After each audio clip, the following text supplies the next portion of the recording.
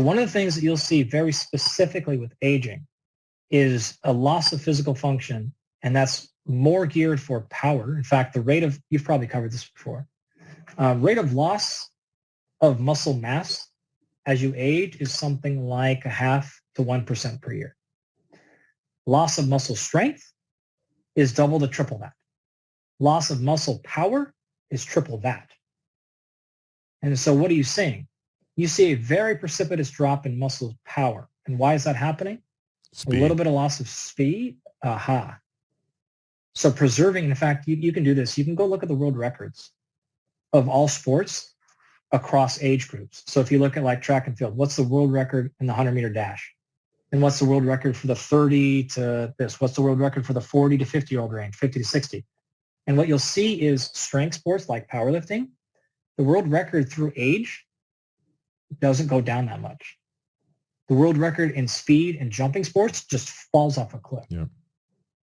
So it's preserving speed. In addition, my friend Greg Grosicki just published a paper this week in Journal of Physiology, a blue ribbon journal in our field, right? It's the high as you get. And this was actually looking specifically at single fiber contractile function changes with aging. And the data here are extraordinarily clear, have been a long time. You see very little loss of function in slow twitch fibers through aging, regardless of exercise or not. I sort of mentioned this earlier. But you see a dramatic reduction in fast twitch fibers. And you actually don't see a drop of power. And so there's nothing internal to the muscle fiber that's going down. So another way to say this is if you take an individual muscle fiber, that's the problem. It's the fiber size. The atrophy of fast twitch fibers is the almost exclusively the problem with aging in muscle. You have got to maintain fast twitch fiber size. Now, there are some loss of total fibers, but that is actually very difficult to find scientifically. Counting total amount of fibers in a live human muscle is extraordinarily difficult. So what we're after here is anytime I'm thinking longevity, I'm thinking primarily absolute force and power has to be preserved. And this is a fast twitch fiber atrophy issue. This is a target. So these are the things spinning in my head. So how is this 3-day-a-week combination going to look? Okay. And sorry, just to make sure we translate that, Andy, because I think that was so important what you just said. You're basically looking, I'm 50, and you're looking down the barrel of my life saying you want to live another 40 years and you want to be functioning. The most important thing I can do for you in the gym is not focus on the things that you're going to get for free. It's focus on the things that are declining so rapidly. And I will, as a corollary to that, get a bunch of that other stuff for free. But I have to focus on the atrophy of your fast twitch muscle fibers because it's already happening and we need to stave that off. And we need to put in the gym systems to support the reversal of that process. Because if I just ignore that, I might as well be that highly exercised twin guy who's, doing all his cardio. But at the end of the day, he can't jump off the curb. He can't, he's going to be the hypercardio athlete who's still a decrepit person in the last decade of their life. To make it even better or worse, those fibers require specific types of training. Unless you specifically do that, you just don't have any chance of those tissues. The other tissues aren't as like hypertrophy. Hypertrophy is pretty non-specific in terms of your training application. But if you want to make sure that you're targeting fast twitch fibers, like this requires very specific protocols, or like you have no chance. Slow twitch fibers are going to get activated with any activity of daily living. They're going to get activated with any amount of physical training, whether you're doing intervals, zone 2, zone 6, it doesn't matter, right? Zone 28, pick whatever you want. Slow twitch are good. It's the fast twitch fibers that require intention. And that's why I make such a big deal of it, because you can't accidentally get those. Yep, that's right. It's sort of like what we say in fighting is like, you can sometimes accidentally knock somebody out. There are fluke punches. There are no accidental submissions. Like there's no fluke arm bars. Mm-hmm. Like you have to know what you're doing there or not. Yep. So Coming back to our avatar. By the way, I love that line because I often say that to especially my female patients who are completely untrained, borderlining on cachectic, afraid of lifting weights. They just want to do yoga all day. And when I say, look, we have a problem here. You're osteopenic, Yep. and you're so weak. I am worried for your life. And they say, I just don't want to lift weights because I just don't want to get too big. And it's like, I have good news for you. The myth, the myth of accidental muscle has been fully debunked. Fully. Me and every other guy out there can tell you we're waiting for it to happen. It hasn't happened. The odds that you're going to wake up and think, God damn it, I'm too muscular. It just won't happen. The vast majority of us sitting around hoping and praying and devoting most of our waking hours and non-waking hours to this goal that you think might accidentally happen. You're good. Yeah. You're totally safe here. All right. So we know we have to preserve fast twitch muscle fibers for the long term. We know we have to take care of VO2 max. This is another, I'm sure you covered this in depth, important thing for longevity. Yep. All right. But we got some constraints. We also have to be considerate of, I have not trained in 10 years. I'm going to get very sore very quickly. And if I become too sore that it dissuades further training, now I'm going to lose you. I bought in, but that shit was too hard. I was so sore I couldn't even walk. Blah, blah, blah, blah, blah, right?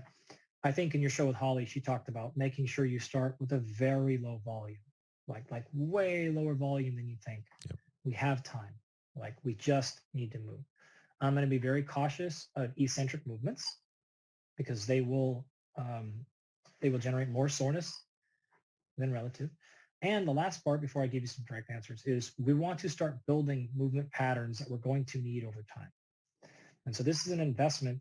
We can get all that done by doing the same sort of training. Where we're practicing movement patterns, we're getting that stuff grooved so we don't pick up injuries later. We're not getting excessively sore. We're building some muscle mass because we're going to get that anyways, and we don't need that. So if this was a 6-month program, because you can't write the same program for the next 50 years, right? What's the first 6 months, I guess, is if that's your question. Yep. All right. Zone 2 is out of the way. I would probably stick to fairly similar to what Holly said initially, which was, okay, something like 1 to 3 working sets of probably 4 exercises a day, something like that. We want to spread those across upper, lower, and kind of some different movement patterns. And we want to practice the compound movements. I'm not going to isolated single joint movements yet. I'm going to, let's learn how to do a goblet squat. Okay, this is a squat. You're going to hold the dumbbell sort of in front of your chest. Great. We're going to learn to do a hip extension. We're going to learn to do a basic overhead press or some bent rows, things like that. And I'm going to spend 30 minutes on those things. I don't even really care about tracking progression at this point. We're going to track, did you get the movement pattern down right? Did you brace? Is our spine in the proper position? Are you breathing through your nose and through proper positions? Is your neck in the right spot? Great. All this foundational stuff that feels like not a big deal at all right now, because it shouldn't be. But we're making sure boxes are checked so that when we start progressing load later, that neck doesn't start getting irritated. And we're just being in that position. We're going to do that, right? Okay, so we're basically completely optimizing movement patterns. We're making sure we don't hurt ourselves. We're learning new skills, right? We're learning skills of exercise. Let's now go to the next 6 months. So I come back to you, Andy, and I say, this has been great. Like, this is not as difficult as I thought it was going to be. I've kind of enjoyed going to the gym. And honestly, like, I even see a little more definition in my arms and my legs. And I'm a little hungrier. So I've been eating a little bit more. I haven't lost any weight or anything, but my pants fit a little bit better. I'd like to take this up a notch. I can't commit more time though, Andy. So I'm really kind of, 3 60-minute spots is all I can get because I still got to, get my kids from school and work is just as demanding as ever. But how do I increase the desire to be even bigger and even stronger and even more functional? Great. So now we have to start investing that 60 minutes in those 3 workouts into different sections per workout. So we need to start doing something to start addressing power and speed. I'm going to give that the first 10 to 15 minutes though. We don't need to go nuts now, but we need to introduce those movement patterns and those velocities and that tissue tolerance, what we call it. So your ability to land and absorb. It's not creation of power, but it's the back end. How did I stop that movement? How did I land from it? We're going to continue to invest in the muscle growth. But now we can start pushing the pace a little bit. And then we're going to actually, at the end, start investing in either muscular endurance and or interval stuff. So if we're still continuing to do zone 2, that's great, but we haven't worked on getting heart rate up, coming back down and regulating that whole piece. So what's that look like? The first 10 or so minutes of all 3 workouts per week, we're going to do something in basic movement patterns. So let's imagine a box jump, right? We'll do a box jump. We're going to jump from the ground and land on a box that's say 18 inches in the air, right? We're going to practice that movement pattern. I want you landing on the box, not on the ground. That reduces the eccentric landing because you're going to be absorbing way less. So you're not going to get as sore, but you're going to have to pop a little bit. You're going to have to jump to get up there.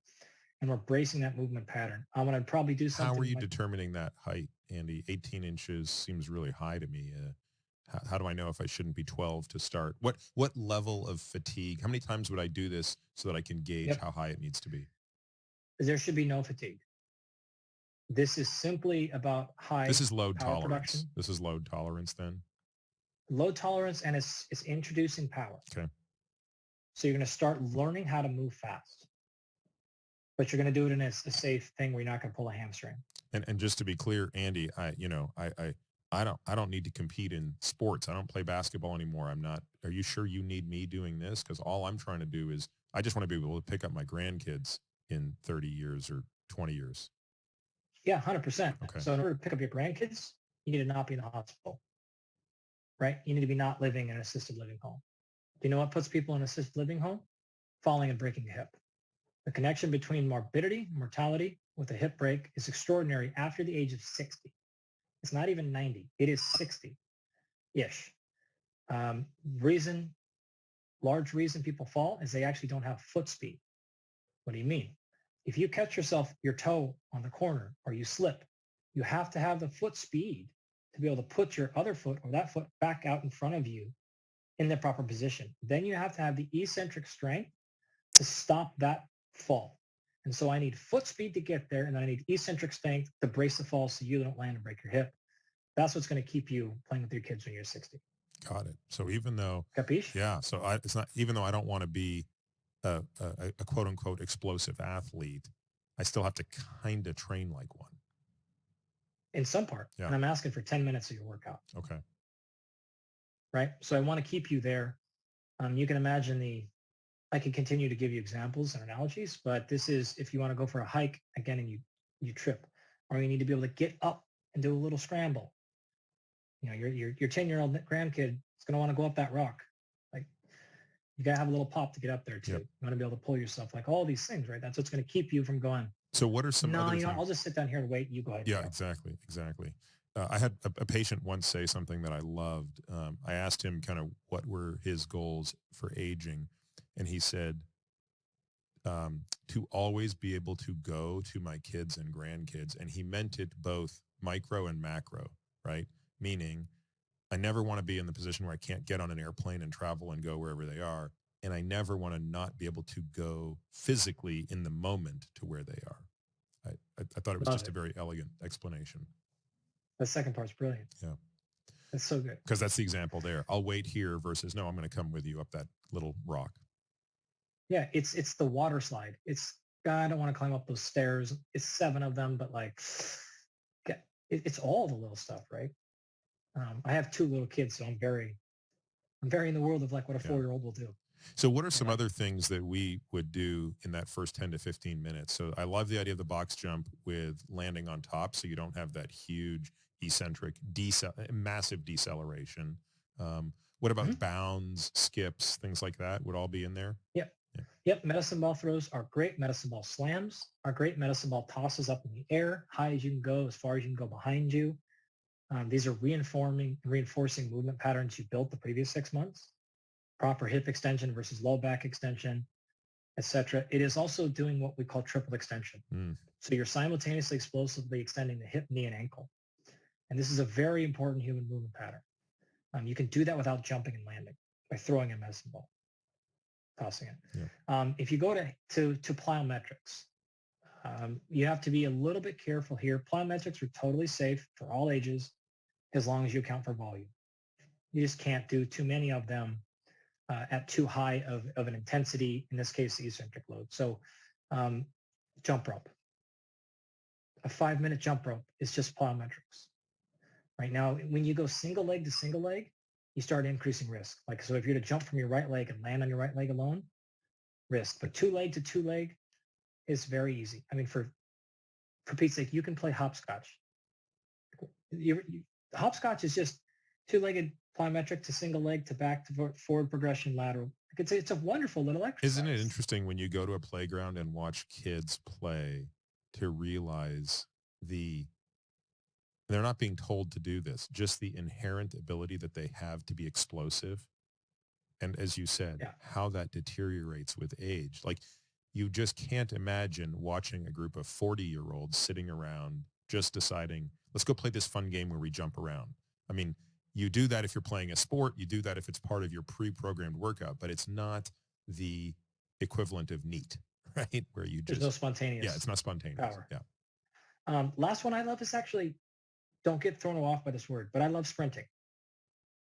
And I just give me 70%.